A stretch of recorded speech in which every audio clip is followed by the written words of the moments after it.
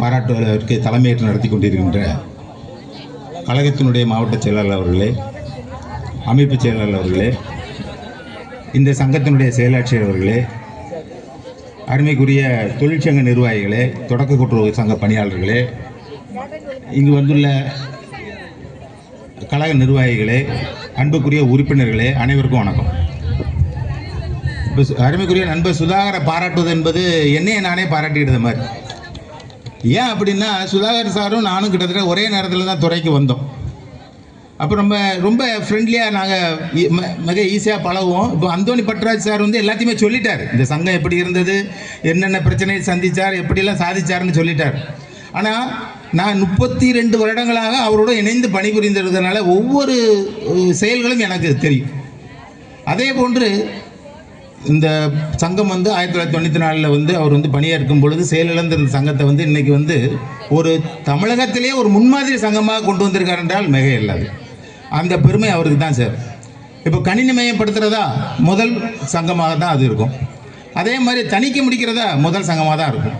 தொடர்ந்து பல வருடங்கள் லாபத்தில் இருக்கக்கூடிய சங்கமாக அதுதான் இருக்கும். அனைத்து வகை கடன்களை கொடுக்கக்கூடிய சங்கமாக இருக்குமா அதுதான் இருக்கும்.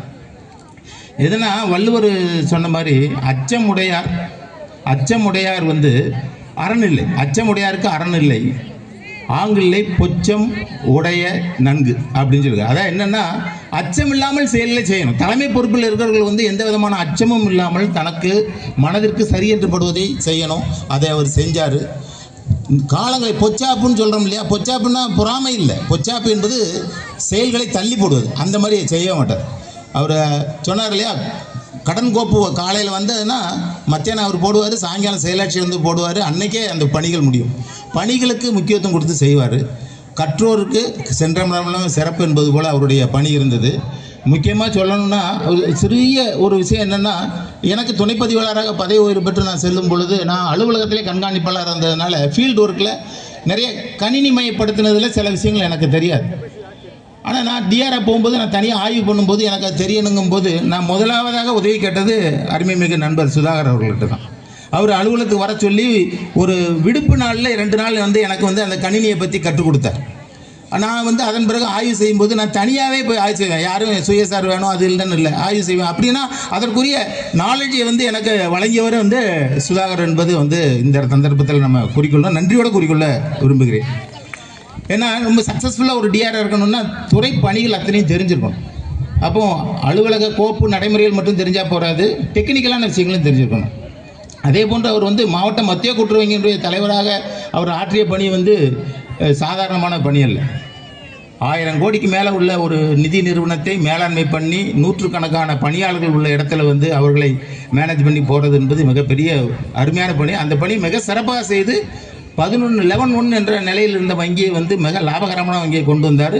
அதற்கு வந்து சுதாகர் அவர்களுக்கு பாராட்டு தெரிவித்துக் கொள்வதுடன் நமது நிகழ்ச்சியின் தலைவர் அவர்களுக்கும் பாராட்டு தெரிவிக்கணும். அதுக்கு அவர்களும் ஒரு முக்கியமான காரணம். அவர்கள் தான் இந்த இவருக்கு வந்து தலைவராக இருந்தால் நல்ல முறையாக செயல்படுவார் என்பதை கணித்து சிறப்பாக செயல்படுத்தி வருவார். இறுதியாக ஒரு வார்த்தை சொல்லி, நிறைய பேசணும், நிறைய விஷயங்கள் இருக்குது. ஆனால் அவ்வளோ பேசுவதற்கு இப்போ நேரம் இல்லாதனால ஒரே ஒரு விஷயம் சொல்கிறேன். நான் பணிபுரியும் பொழுது நிறைய பேர் வந்து கடன் கேட்டு கலெக்டர்கிட்ட மனு கொடுக்கும்போது துறைக்கு வருவாங்க.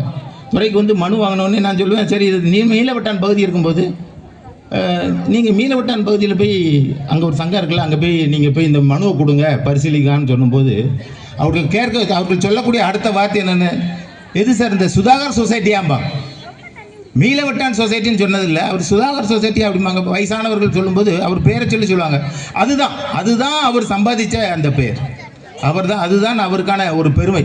அந்த சங்கத்தின் பெயரை சொல்லாமல் அவர் பெயரில் அந்த பெயரை சொல்லும்போது மிக ஒரு பெருமைக்குரிய காரியங்களை நிறைய செஞ்சுருக்கிறாரு. இன்றைக்கி வந்திருக்க கூட்டத்தை அவர் கிருஷ்ணமூர்த்தி சார் சொன்னது போல் இந்த மாதிரியான ஒரு நிகழ்ச்சியை எங்கேயும் நம்ம பார்த்ததில்லை. பொதுமக்களும் கலந்து கொண்டு ஒரு சங்க செயலாளர்கள் பாராட்டு விழா நடத்துவது என்பது சாதாரணமான விஷயம் இல்லை. அருமைக்குரிய சாதனைகளை அவர் செய்துள்ளார்.